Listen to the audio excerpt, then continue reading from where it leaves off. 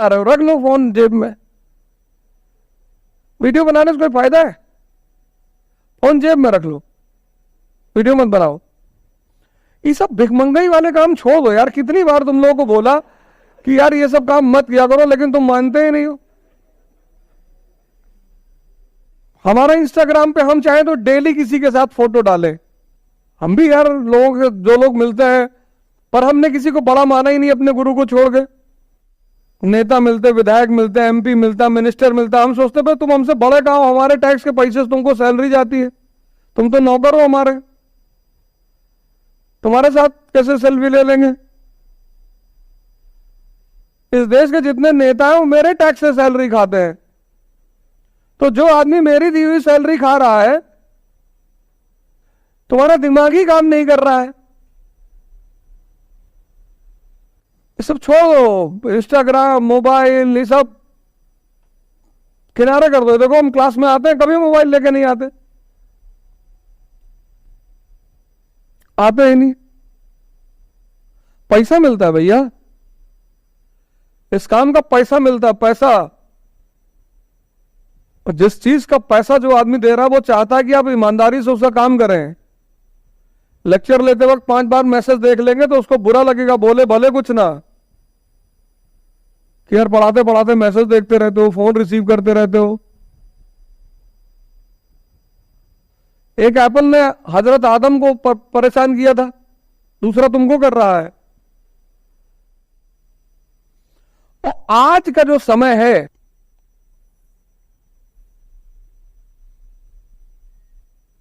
उसमें किसी को अपने लिए टाइम नहीं है। पहले तो दोस्त देर में मिलते थे, कभी कभी मिलते थे, अब तो दोस्त जेब में है। 1980 में तैयारी करना बहुत आसान था, 1980 में, 1990 में भी आसान था, लेकिन 2000 के बाद जो सबसे बड़ा झटका लगा वो तैयारी करने वालों को लगा। मोबाइल आ गया, और 2016 के बाद, मतलब कोरोना के बाद, तो स्थिति एकदम बदल गई है। 2 साल हर आदमी को ऑनलाइन की आदत पड़ गई। वो जो 2 साल कोरोना का बीता है वो बहुत खतरनाक बीता है, उसने पूरी सामाजिक संरचना को ही बदल दिया। जो लोग 2 साल 1 साल घर में परमानेंट बंद रहे, कोरोना में लॉकडाउन लगने से पहले 3 महीने के लिए जियो का सब्सक्रिप्शन फ्री, सबके पास जियो का सब्सक्रिप्शन था और फ्री था।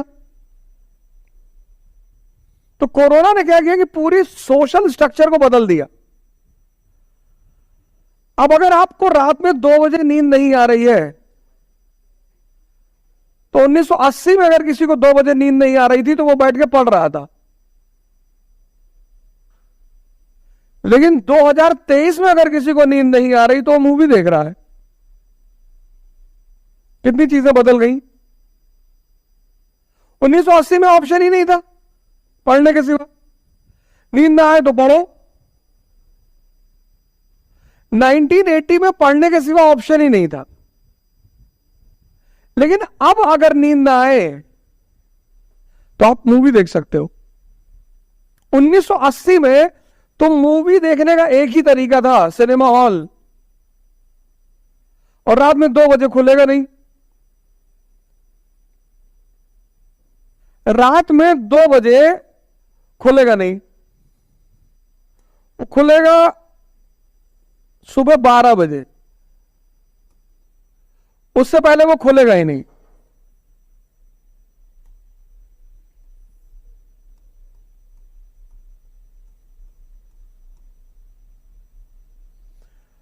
यहां डिस्ट्रैक्शन जो था,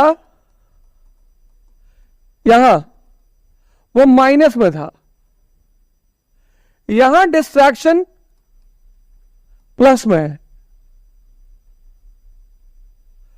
तुमको अपने आप को उलझन से बाहर निकालना है, उस पर्टिकुलर समय चाहे जैसे निकालना ही निकालना। यहां जो डायरेक्शन था वो सीमित था, लिमिटेड डायरेक्शन। घर वालों को पता नहीं था, ज्यादातर घर वाले जैसे हमारे घर वाले, उनको पता ही नहीं था कि भैया आईएएस की तैयारी क्या होती। घर वालों को पता नहीं था। कई कई शहर ऐसे थे जिसमें कोई आईएएस अधिकारी था ही नहीं उस शहर का, और डीएम बंगले में मिलने जाओगे नहीं। आज अनलिमिटेड डायरेक्शन है, अनलिमिटेड। यूट्यूब खोलो, हर आदमी कुछ ना कुछ बता रहा है। सिर्फ पढ़ाई में ही नहीं, हर जगह बता रहा है। योगा टाइप कर दो, 2500 वीडियो योगा के आ जाएंगे। कुछ भी टाइप कर दो, कुछ भी। समय देखो, आज अनलिमिटेड डायरेक्शन है। कोई कह रहा हिंदू पढ़ लो, कोई कह रहा इंडियन एक्सप्रेस पढ़ लो, कोई कह रहा दोनों पढ़ने की जरूरत नहीं, हम तो पढ़े ही नहीं थे। वहां खतरा कम था, यहां खतरा बहुत ज्यादा है।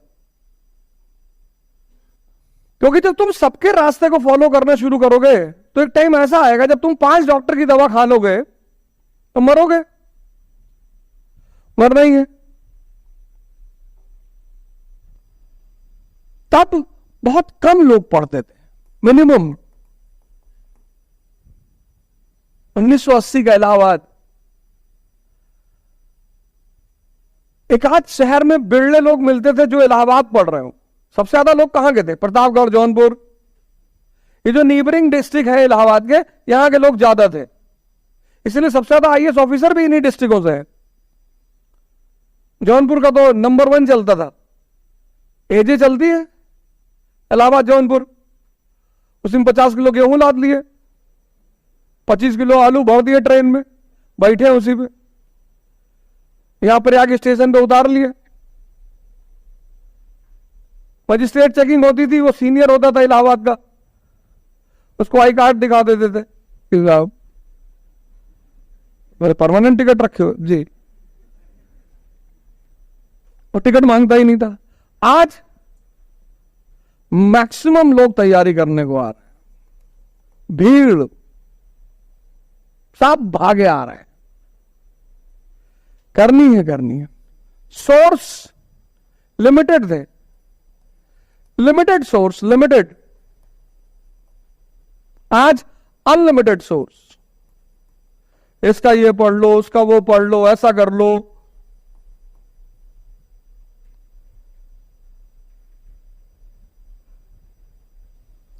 तब चुनौती कम थी, आज चुनौती ज्यादा है।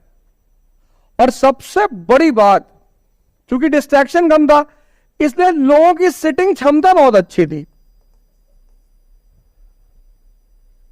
हमारे एक सीनियर है मनोज गुप्ता, दिलदार नगर एक जगह पड़ती, गमर, गाजीपुर के पास, वहां गए। वो पहलवान 9 घंटा 10 घंटा कुर्सी पे बैठे रहते थे, लुंगी बांध के, अब सब बनियान पहनते थे, क्योंकि उमस का इस समय पीरियड चलता है। देखो कितनी उमस है। वो गमछा रखे रहते थे, पसीना पोंछते रहते।